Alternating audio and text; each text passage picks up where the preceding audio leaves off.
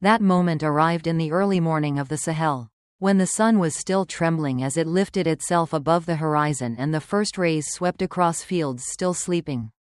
Bobo Dioulasso awakened not by the noise of a big city, but by a quieter, deeper shift, like a new breath being infused into the veins of the land.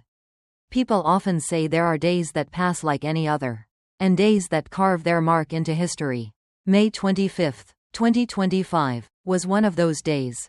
A day that, when people look back, they will understand as the moment a nation's destiny turned its page. Across the vast exhibition grounds, lines of machinery stretched as far as the eye could see. Each tractor, each irrigation pump, each batch of fertilizer, each bag of seeds was arranged like a silent army waiting for the signal to move. No cheering crowds, no fireworks, no sea of flags, yet their presence alone created an atmosphere anyone standing there could feel. A transformation was beginning. When President Ibrahim Traoré walked in, there was no display of power, only the focused determination of a man who knew that the future of millions rested on these machines. This commitment, this choice to invest. Because this was not just a handover ceremony like people usually imagine.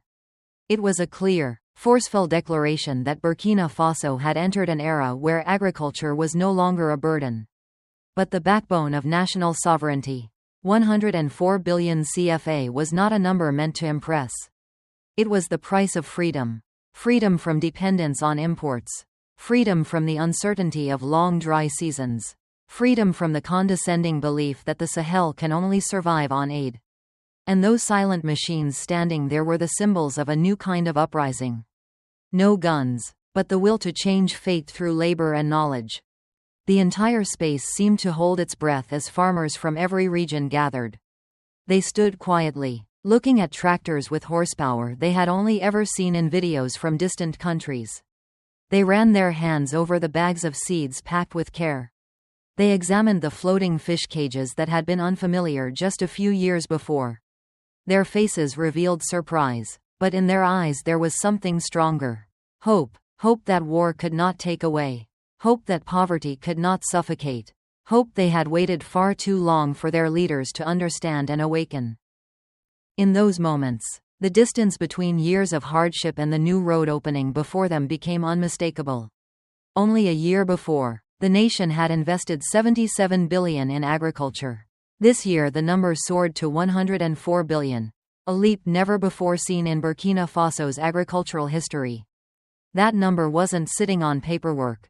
It was standing right in front of them, under the sun, made visible in steel, engines, water pumps, fish cages, fertilizer sacks, and seeds, and above all, it appeared in the posture of a nation rising to its feet. Because what was happening here was not merely the distribution of tools. It was the transfer of power, from the limitations of the past into the ability to decide their own present. It was the moment farmers realized they were no longer alone in the battle against barren soil and unforgiving climate. It was the answer to the age-old question of whether a land caught between North and West Africa could feed itself. That day, the answer became clear, not just can, but will, and it all began with this very moment. To understand the true magnitude of this event, we must look back at the years before it.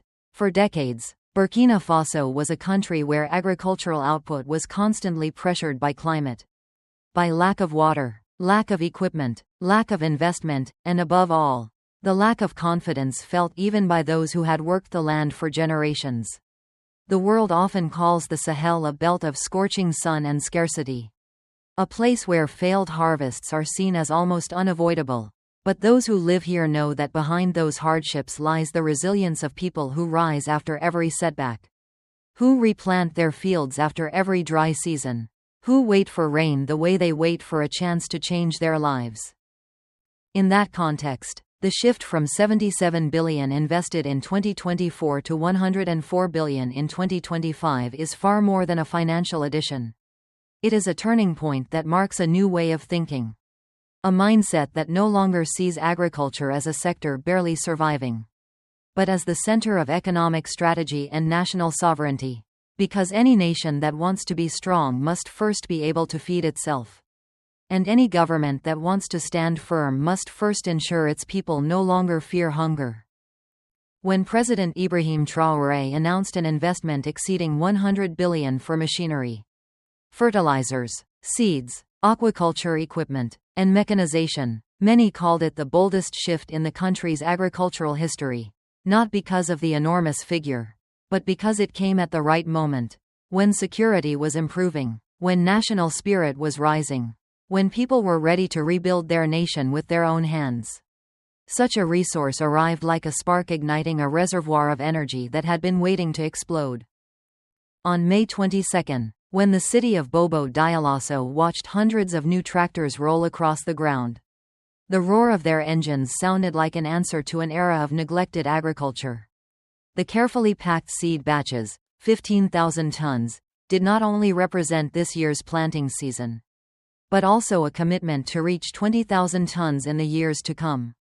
Plant breeders, those silent workers laboring behind hot laboratory walls, could finally see their creations step out into the fields and become a real force in people's lives.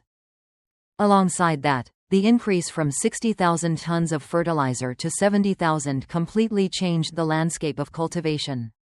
In a country where much of the soil has been degraded after years of uncontrolled exploitation, fertilizer is not just production support, it is a way of giving the land its life back.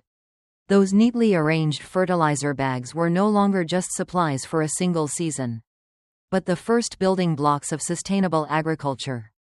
Then came the advance in aquaculture, where people once relied solely on natural ponds, producing little and inconsistently, providing 1,580 tons of fish feed and planning nearly 1,000 floating cages opened a new door for families living near reservoirs.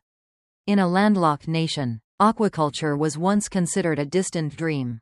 And yet today, the cages stood right before their eyes, crafted by the hands of Burkina Faso's own workers. Redesigned from square to round to make them stronger, sturdier, and better suited to harsh climate conditions. But it didn't end there. The investment reached into the smallest details of rural life, from machines that grind crop residues into livestock feed, to sweet potato and cashew processing kits for women's cooperatives, to transport vehicles that farmers no longer had to rent from others. Everything reflected one message: Burkina Faso would no longer accept being left behind. Burkina Faso had entered an era of action, an era where agriculture not only prevents hunger, but creates prosperity.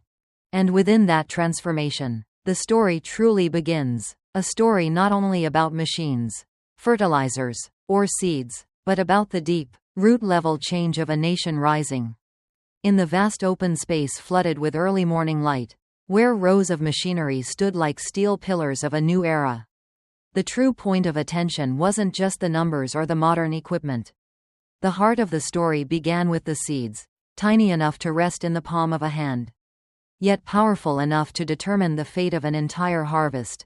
When the leadership delegation approached the seed display area, where sealed bags were stacked high up to the chest of the head technician, everyone understood that these were not merely production materials. They were the keys to the future of millions of farmers. This year, Burkina Faso reached 15,000 tons of high-quality seeds. The goal of 20,000 tons is still ahead, but the progress is undeniable. Each seed is not only the result of the nation's research efforts, but also a testament to a new vision. These seeds grow better, resist harsh conditions better, and most importantly, deliver higher yields for a country racing against climate change and production challenges. Under the Sahel sun, when farmers placed their hands on those bags of seeds, one could sense the silence of people who understood that their years of waiting were finally being answered. But the story of the seeds is only the beginning of a much larger journey. The next foundation is the revival of the soil through an unprecedented supply of fertilizer. 70,000 tons, far surpassing last year's achievement, will not only help crops grow but also restore life to fields long exhausted by relentless droughts. When the official in charge explained to the president the new subsidy mechanism and fertilizer management under the reformed agricultural contract system, the entire display area seemed to go still. In the eyes of the farmers, there was a unique feeling. It was the feeling of being treated fairly. supported at the right time, and trusted as the central actors of the economy, not the sidelined figures they used to be. Those neatly stacked bags of fertilizer were not there to decorate the event. They were evidence of a national reserve strategy designed to free Burkina Faso from dependence on global markets and unpredictable price shocks. When a country can secure its own fertilizer supply, it means its people can gain more control over their own lives. Then came the moment the delegation moved to the aquaculture equipment area. There, stacks of fish feed stood like solid walls. 1,580 tons, seemingly a dry number, was in fact a powerful declaration that Burkina Faso is opening a new path of development beyond crop farming. In recent years, floating fish cage models have proven effective in creating livelihoods, reducing imports, and building new value chains for an inland nation without a coastline. By reorganizing production systematically, from feed to tools, from cage design to water surface planning, the country is freeing its people from dependence on nature's luck and moving them closer to sustainable aquaculture.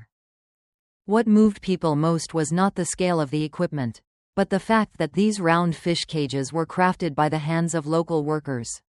They experimented, failed, adjusted, and improved until they produced structures capable of withstanding strong winds, shifting currents, and harsh weather, in a country still facing many challenges. Creating the right tools with their own hands is not just about saving costs. It is a symbol of dignity and confidence in their ability to stand on their own. In the vast open space filled with early morning light, where rows of machinery rose like steel pillars of a new era, the true focus was not on the numbers or the modern equipment. The heart of the story began with the seeds, so small they could rest in the palm of a hand, yet powerful enough to decide the fate of an entire harvest. When the leadership delegation reached the seed display area, where carefully sealed bags were stacked as high as the chest of the head technician, everyone understood that these were not just production materials. They were the keys to the future of millions of farmers. This year, Burkina Faso reached 15,000 tons of high-quality seeds. The goal of 20,000 tons still lies ahead, but the progress is undeniable. Each seed is not only the result of the nation's research efforts but also proof of a new vision. These seeds grow better, endure harsh conditions better, and, most importantly, deliver higher yields for a country racing against climate change and production challenges.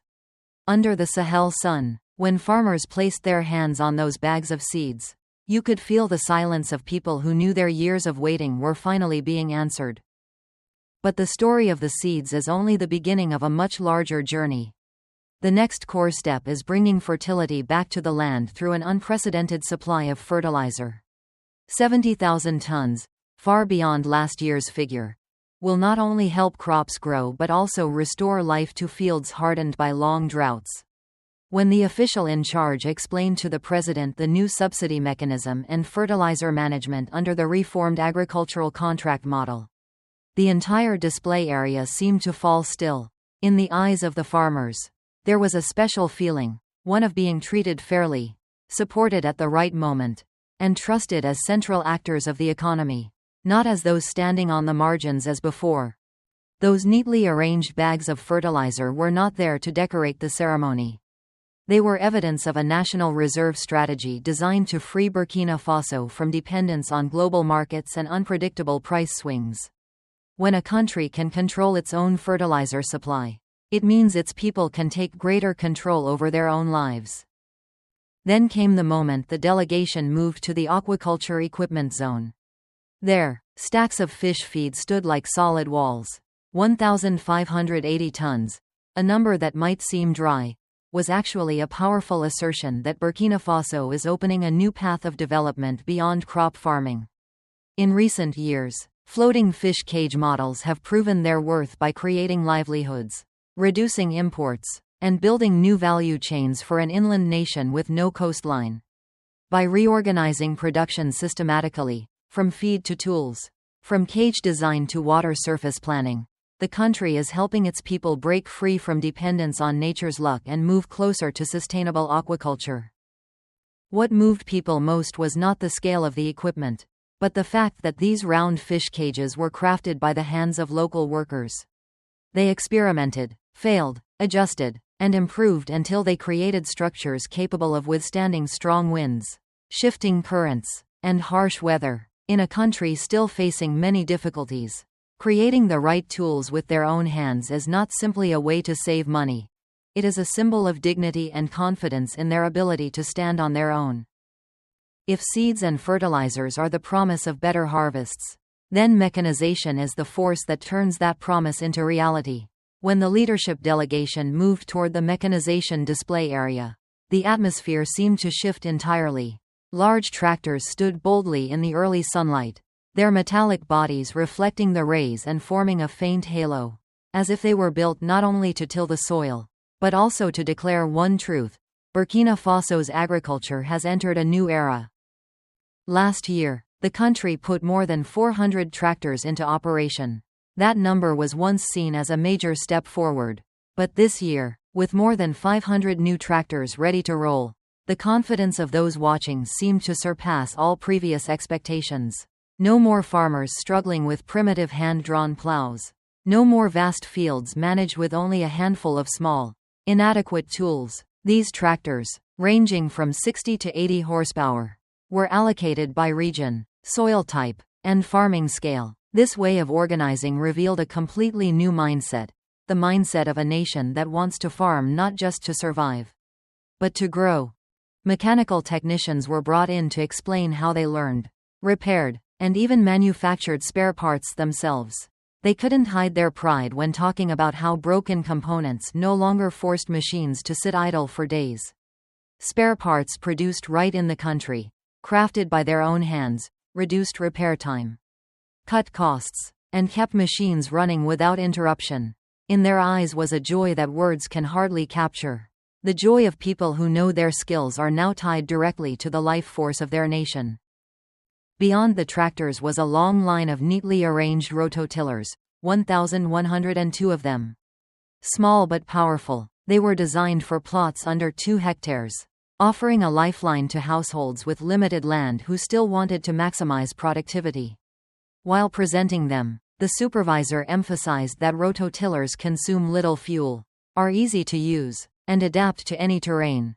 These machines were seen as the bridge between traditional farming and modern mechanization, ensuring that smallholder farmers would not be left behind in the country's broader progress. The centerpiece of the mechanization zone was the combine harvester, the very first to appear in Burkina Faso. Large in size and capable of harvesting quickly over wide areas, it was more than a piece of equipment. It was a symbol of confidence. When the technician explained that the machine could separate grains while operating and transfer them directly into the transport truck following behind, many farmers stood silent for a moment, not because they didn't understand the technology, but because they never imagined they would see it in their own country. And it wasn't just harvesters. Sprayers, seeders, plows, and irrigation devices were arranged in clearly marked zones, each designed for a specific step in modern agricultural production. This showed that the plan wasn't simply about providing machines, it was about building a complete agricultural system, where every stage from land preparation to harvest is mechanized, a system once seen only in countries with advanced agriculture. When the farmers stood before those rows of machines, they didn't see metal and steel. They saw the future. They saw abundant harvests, fewer hours of backbreaking labor, more stable incomes, and a life where their children no longer had to leave their villages just to survive. Mechanization doesn't just change the way people farm. It changes the confidence of a nation long accustomed to fighting nature without the tools it needed. As the ceremony moved deeper into the exhibition area, an entirely different chapter of Burkina Faso's agriculture came into view. This was no longer the story of seeds, fertilizers, or soil-tilling machines. This was the place where the value of agricultural products was being rewritten. Where every sweet potato, every cashew nut, every byproduct once considered worthless was becoming a new source of income. Where farmers were not only growing crops but taking control of processing and commercialization. This is what many experts call the second gateway to economic sovereignty, rural industrialization. Clusters of orange-fleshed sweet potato processing machines were arranged neatly, surrounded by women from local cooperatives chatting excitedly. They once had to cut sweet potatoes by hand, dry them under the scorching sun and then struggle to find buyers. Now, in front of them were cutters, dryers, and presses designed specifically for cooperative scale production. With just a few simple steps, sweet potatoes could be transformed into chips, flour, and products that last longer, travel farther, and appear on supermarket shelves. Not just food for their families, but a stable source of income. Those in charge explained that most of this equipment was produced by domestic workshops. That means the investment money does not leave the country.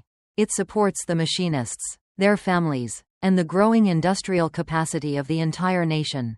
This creates a closed loop in which every investment returns to serve the very nation that generated it. A country that wants to be strong must learn to manufacture, repair, and improve its own tools. And here, that reality was unfolding before their eyes. Not far from there, the byproduct grinding machines attracted a large group of male farmers. Those who once burned rice straw and crop residue after each harvest now saw a completely new option. The grinders allow them to turn all their byproducts into livestock feed. No more smoke, no more waste, and most importantly, no more loss of fertile soil from burning fields. Using byproducts not only reduces the cost of buying animal feed but also improves production efficiency, restores soil health, and creates a closed farming cycle. It's something many developed countries have done for years. And now Burkina Faso is taking its first steps in that direction. The presence of cashew processing kits was also a notable highlight. Cashew is one of West Africa's highest value crops. But for years, most raw nuts were exported abroad for processing. That meant the largest share of profit went to others.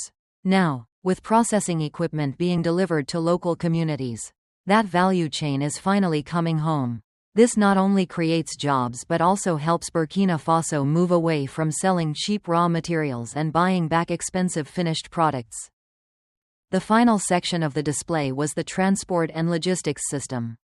Rows of new trucks, pickups, and specialized vehicles stood in formation. This was one of the quietest yet most impactful changes.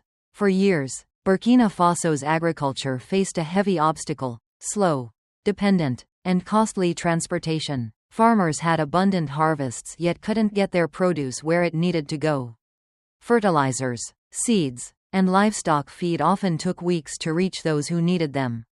Today, the new lines of vehicles appeared as a promise that those days would not return. Logistical self-sufficiency is a step many developing nations overlook. But Burkina Faso has not. Because the nation's leaders understand that if farmers are to believe in change, they must see progress in even the smallest details. From the machines they use to the way supplies reach them, everything must improve. And when those vehicles roll forward, no one sees just engines or tires. They see a shorter journey, a lifted burden, and a harvest protected until the very last moment. Amid all the progress in seeds, machinery, and processing, there is one element that quietly determines everything: water. In the Sahel, water has always been the fragile line between abundance and failure, between fullness and hunger, between hope and despair. That is why, when the delegation stepped into the irrigation and pumping system display, the atmosphere changed. The excitement that filled the tractor and processing areas faded into a respectful silence. Because everyone knew that in this land, no advancement becomes real without water. The pumps were arranged in rows, from small solar-powered units for poor households to large machines capable of pumping 100 and 200 cubic meters of water for wide-scale irrigation. Each pump was introduced not only by explaining how it works, but how it would lift the weight that had burdened farmers for generations. In the harshest dry seasons, they once hauled water from deep holes by hand, walked kilometers in search of a source, and abandoned hectares of land they could not keep moist. Now, these pumps appeared as a simple yet powerful answer to the biggest question in Burkina Faso's agriculture. The official explained that the large pumps would be deployed to key zones, especially areas transitioning to triple cropping systems. Smaller solar-powered pumps would be given to vulnerable households to reduce operating costs and allow production to continue even in the harshest times. The combination of traditional pumps and solar pumps was not just a technical solution. It was Burkina Faso's way of adapting to the reality that fuel prices fluctuate and many families cannot afford gasoline. Beyond the pump section stood the equipment for pest control and invasion prevention. Drone sprayers, once seen as luxury devices used only on fields in Europe or Asia, now rested under the Bobo Dioulasso sun. Ready to take flight when needed. They weren't only for spraying pesticides, they also acted as early warning tools to detect locust swarms. A terror that has haunted the Sahel for generations. When the technician explained the risk of a new infestation, many farmers nearby nodded quietly. They knew all too well what those insects could do. They had watched green fields turn barren in a matter of hours. And now, before their eyes, were devices capable of changing the outcome of that battle.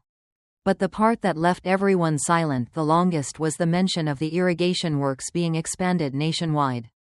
SONATER and ONBA, technical agencies that usually appeared only in official reports, were now spoken of as true pillars of the reform. They had dredged hundreds of thousands of cubic meters of silt, restoring storage capacity to aging dams. They were building new dams, reinforcing weakened structures, and expanding reservoirs to hold water year-round. One example mentioned made the entire area fall still. The Goulouré Dam, which once held only 80,000 cubic meters of water, had now been expanded to 800,000. The number was so large that many needed a moment to imagine it. This was not just an irrigation structure. It was a miracle for any farming land in the Sahel. Water not only irrigates, water restores soil, water saves harvests, water keeps farmers rooted in their villages. Water allows a nation to stand firm against global shocks. And to protect key zones like Suru, where agriculture is expanding on an unprecedented scale. More than 1,000 soldiers have been deployed. They protect the fields, the irrigation systems, and the farmers striving to build their lives with their own hands. Their presence reminded everyone that agriculture is not only production. It is security. It is sovereignty. When the numbers about machinery, seeds, fertilizers, and irrigation systems were mentioned, many people thought the picture of Burkina Faso's agriculture was nearly complete. But in reality, all of that was only the visible tip of the iceberg. Behind it lay a massive infrastructure network quietly taking shape, a foundation strong enough to carry the nation's ambition for food sovereignty. These were not flashy projects built for display. These were the works of a rebuilding era, where every mound of soil moved, every cubic meter of stored water, every field expanded carried the imprint of a nation awakening. When the technical officer presented the total investment of 192 billion CFA dedicated solely to agriculture and irrigation this year, the farmers stood in silence as if measuring each figure against their own lives. This was no longer an investment seen only in newspapers. It had become farmland, drip irrigation lines, new dams, access roads to production zones, and technicians standing beside the people. Every amount had taken physical shape, no longer a promise delivered in distant meeting rooms. One of the clearest transformations was the revival of lowlands and wetlands. In many places, fields once abandoned due to water shortage or desertification had been cleared, dredged, and rehabilitated to allow year-round production. The engineers of SONATER and ONBA were no longer just builders. They had become guardians of life itself. Because every meter of restored land was a new opportunity for hundreds of families. When they spoke of Suru, a region transformed from single crop farming to 3 harvests a year, the farmers' eyes lit up as if they could see the future within reach. Suru is now more than a production zone. It is the symbol of a strategy that proves that with security, water, machinery, and determination, the Sahel is not a cursed land. It is a land waiting to be awakened. The deployment of more than 1,000 soldiers to protect this region was not due to conflict, but because the value of farmland had become greater than ever. Security and agriculture, once seen as separate spheres, are now inseparable. A nation may endure many difficulties, but it cannot afford to lack safety for those who grow its food. The access roads leading to production areas have been widened, upgraded, and reinforced. Water channels from dams to individual plots have been rebuilt with stronger, more durable materials. New trucks have been mobilized to deliver food, fertilizer, and machinery to remote communes that once relied on private transport. These improvements prevent Burkina Faso's agriculture from being trapped in cycles of waste, delays, and dependence. Every change serves one purpose: to transform agriculture into a sector capable of resilience and breakthrough. Another crucial point is the network of technicians and the new monitoring system. More than 133 motorcycles were provided to agricultural officers not for convenience, but to ensure that any farmer facing problems would receive immediate help. These officers became the bridge between technology and farmland, between the state and its people, between long-term planning and each specific season. Their presence across the country was not only technical, it was emotional. People felt accompanied, protected, and believed in.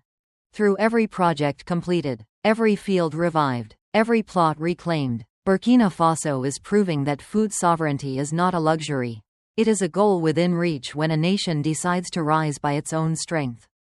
When people see lowlands deepened to hold more water, dams expanded, and barren grasslands transformed into deep green cultivation zones, they understand that each project is not just about production. It is about restoring a pride once taken away. If the previous sections painted the individual pieces of a transformation, then here, the full picture begins to appear. Burkina Faso is not just investing in agriculture. The nation is rebuilding the very foundation of its existence. All the tractors, pumps, dams, fish cages, processing systems, transport vehicles, and technician networks are not isolated projects. They are the lifelines of a living, growing organism moving toward the single goal President Ibrahim Traoré has repeated many times: food sovereignty and national sovereignty. To understand the scale of these efforts, one must recognize that for generations, Burkina Faso's farmers lived in hardship. When the rains came, they planted. When the dry season arrived, they watched their land crack under the sun. When rice was still standing in the fields, the market had already pushed its price down. When the harvest failed, food prices rose and no one came to save them. These farmers didn't just lack tools. They lacked a system to protect the value of their labor. That is why today's transformation is not only economic, it is profoundly emotional. It is a declaration that those who feed the nation have finally been given their rightful place. During the presentations, one phrase repeatedly surfaced: the closed value chain. In the past, Burkina Faso's agriculture was like a boat leaking at every joint. Farmers could grow crops but couldn't process them. They could process them but couldn't transport them. They could transport them but couldn't store them. They could store them but couldn't find a market. Their earnings were eroded long before their crops left the field. But now, with rehabilitated land, retained water, improved seeds, mechanized tools, supported processing, and reliable transport, that boat no longer leaks. It is strong enough to face the storms of both market and climate. Large-scale projects such as dam expansions, irrigation channels, and lowland development have impacts far beyond agriculture. They create social stability. When people know their fields are protected from drought, pests, and water loss, they have a reason to stay. Migration decreases, land disputes decline, young people no longer have to leave their villages to find work. The elderly see their fields no longer abandoned. Stability spreads outward from rice fields, maize fields, millet fields like ripples on water, touching security, public health, and the spirit of the entire society. Just as important is the new network of technicians and oversight. For decades, farmers had to fend for themselves.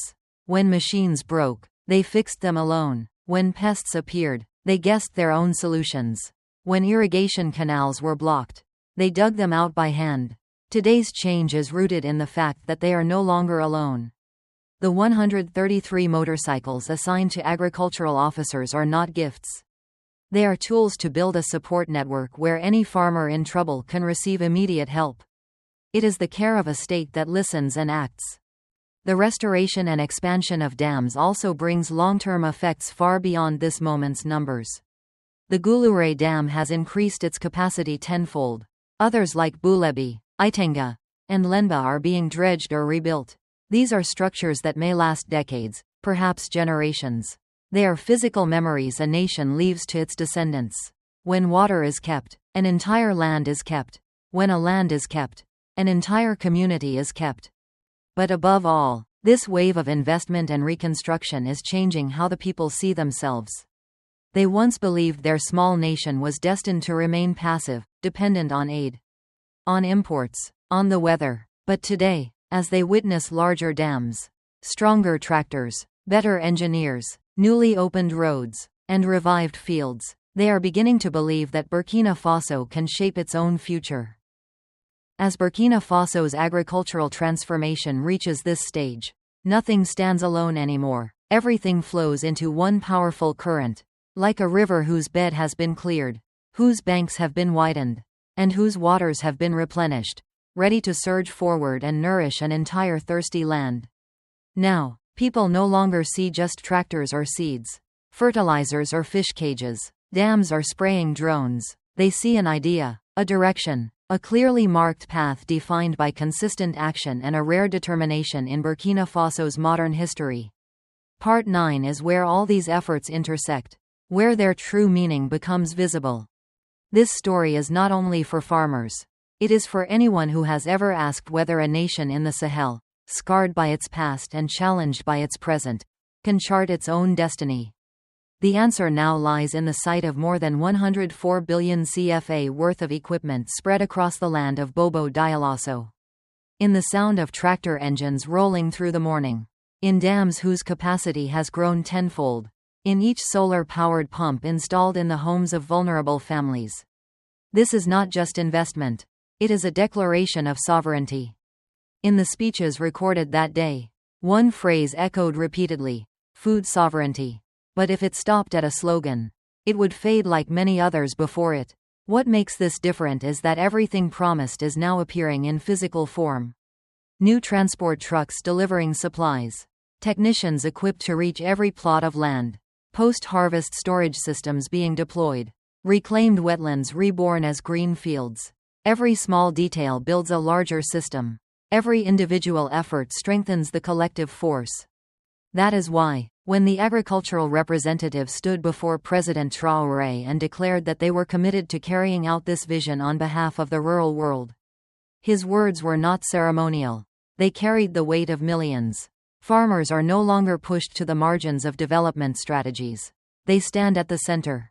And they are the first to feel the change, not in promises, but in the tools in their hands, the water flowing through their channels, and the fields that can now support a second and third harvest. Food sovereignty is not only economic. It is psychological liberation. People no longer fear that rising imported rice prices will affect their families' meals. No longer dread that a long dry season will plunge their villages into hunger. No longer wait helplessly for aid, often late, often conditional. When people can feed themselves, no nation can be coerced. Burkina Faso is laying the first stones of a sovereign economy. Not sovereignty defined by military strength or diplomacy, but by the power to control its own food, water, land, and production. This is the foundation of every other form of sovereignty. A state may purchase weapons abroad, but no nation can buy food sovereignty. On that day, under the sunlight stretching across the deep red fields of western Burkina Faso, people could feel history shifting. Not loudly, not dramatically, but with the steady, profound rhythm of the earth itself. Elders nodded in approval. Women looked at the new processing machines with shining eyes. Young men stood beside tractors, imagining, for the first time, a future built in their own homeland instead of at distant borders. And all of this leads to one truth: Burkina Faso is no longer taking small steps. The nation is running, not running from poverty, but running toward sovereignty, not running out of fear, but because it has finally seen the right path ahead.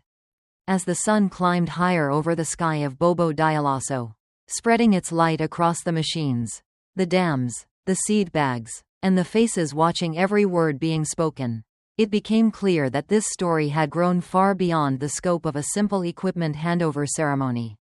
It had transformed into a quiet yet powerful declaration of a nation's new direction. Part 10 is where all the pieces of this journey come together, not only through logic, but through emotion, through a deep understanding that Burkina Faso is rewriting its own future. What unfolded that day was not defined by the sheer number of devices or the scale of investment. The most significant element was the spirit behind it all. The spirit of a nation that refuses to continue living in cycles of dependency. The spirit of people who believe that their fields, their land, and their labor deserve to be supported by the strength of their own country. It is a transformation from within, a shift that no outside force could impose or prevent. When the technical teams spoke about lands restored through revitalized irrigation systems, their eyes gleamed with pride. Areas once considered hopeless had turned green again. Fields that once yielded just one harvest could now support 2, even 3. Places abandoned due to lack of water had become food production hubs for entire regions. Every cubic meter of water held in a dam, every meter of land reclaimed, every pump installed marked the shape of a new future coming to life. The transformation did not lie only in infrastructure, it lay in people. When farmers saw technicians arriving immediately to help repair machines, they felt something they once hardly dared believe, that they were no longer abandoned. When they saw machines processing sweet potatoes, cashews, and byproducts, they knew their labor would no longer be wasted. When they saw new transport trucks, they understood their produce would reach the right place at the right time for the right price. All this did more than increase income. It restored a trust that had been worn away through years of hardship. So when the agricultural officer declared that Burkina Faso was closer than ever to achieving food sovereignty, the farmers standing nearby nodded silently. They did not need grand speeches. They only needed to see the machines before them. They did not need thick reports. They only needed to feel the water flowing through the irrigation channels. They did not need promises. They only needed to see action. And action was everywhere, in every device, every project, every piece of infrastructure. The investment of 192 billion CFA was no longer a figure on paper. It had transformed into energy made real. It had become the dream of a generation placed in the hands of people who knew how to turn it into truth. No one said it out loud. Yet everyone felt that the ceremony that day was not just to mark the start of a new farming season. It opened an era in which the people of Burkina Faso would no longer bow their heads to pessimistic remarks about the Sahel. No longer accept a fate tied to drought and poverty. No longer let others define their abilities. What lingered the most was the realization that sovereignty is not abstract. It can be touched, seen, and measured by every ton of seeds, every tractor, every cubic meter of water stored in a dam, every access road leading to farming zones, every processing unit built, every household saved from seasonal hunger. Sovereignty lies in feeding oneself, controlling one's resources, and determining one's own national path. That ceremony ended not with applause, but with a silence filled with meaning. Because sometimes, the most important moments do not need to be loud. They only need to leave one thing behind: belief. As the ceremony approached its end, a strange stillness covered the vast space. Not the silence of fatigue, but the silence born from the sheer scale of what was unfolding. The machines lined up under the sun, the tractors standing in perfect formation, the bags of seeds and fertilizer, the pumps, the drones, the trucks, and even the small processing tools, all of them suddenly seemed small compared to what they represented. And in that moment, everyone present understood that they were not witnessing a mere transfer of equipment. They were witnessing the establishment of a new direction for an entire nation. An elderly official standing near the pump display quietly told his colleague. This was a turning point he had never seen in his lifetime. The younger generation could not fully imagine how suffocating Burkina Faso's agriculture once was, when there was no water, no seeds, not even hope, when farmers lived in isolation, fighting barren soil entirely on their own. And now, before his eyes stood the transformation that his whole generation had longed for. A generation that grew old without the chance to see their country rise. But he had lived long enough to witness it, and that moved him beyond words. Nearby, a group of young men ran their hands along the body of a tractor as if touching something beyond their imagination. Many of them once believed that leaving their homeland was the only path to a future. But today, that future stood directly in front of them. A future that no longer needed to be sought elsewhere, because their homeland was awakening in ways they had only heard in stories or vague dreams. For the women of the cooperatives, the sweet potato and cashew processing machines were the area where they lingered the longest. For the first time in their lives, they saw their work recognized as an essential part of the economy. They were no longer just figures behind the cooking fire, quietly producing small goods to feed their families. They had become true economic actors, able to operate machines, sell products, and participate in profitable value chains. They saw respect reflected in every detail of this plan, and that ignited in them the belief that their children, especially the girls, would have far more opportunities than their generation ever did. Even the mechanics, the ones who usually remained in the shadows, felt connected to a larger story today, when they heard leaders emphasize the importance of domestic manufacturing, improving, and maintaining equipment. They knew their work was no longer secondary. It was the foundation of the entire mechanization system taking shape, and they quietly promised themselves to become better, to learn more, to meet the expectations their country now placed on their shoulders. On the stage, the agricultural representative spoke on behalf of the rural world. His pledge was not to the government, but to the farmers who had stood for decades on the front lines of the fight against poverty. His voice was calm, deep, and unwavering. They would not allow the trust of the people to be wasted. They would do everything to turn the vision into reality, to ensure every machine was used properly, every dam maintained carefully, every field cultivated with the right techniques. And the path toward food sovereignty would not be the journey of just 1 year. It would be the journey of generations.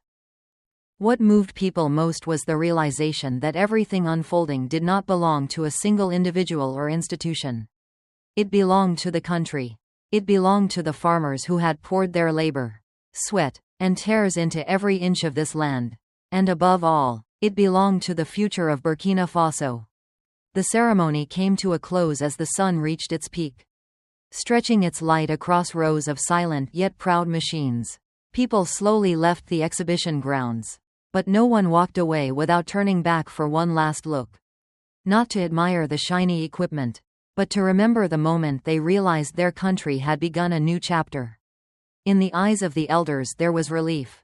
In the eyes of the youth, anticipation. In the eyes of the women, confidence. And in the eyes of the children walking beside their parents, there was something unmistakable. They would grow up in a different Burkina Faso. Part 12 is where the story no longer takes place within the space of the ceremony. It spreads beyond it, past the physical borders of Bobo Dioulasso and into every village, every field, every citizen living in the farthest corners of the nation. Because what matters most is not how the ceremony unfolded, but what happens after it.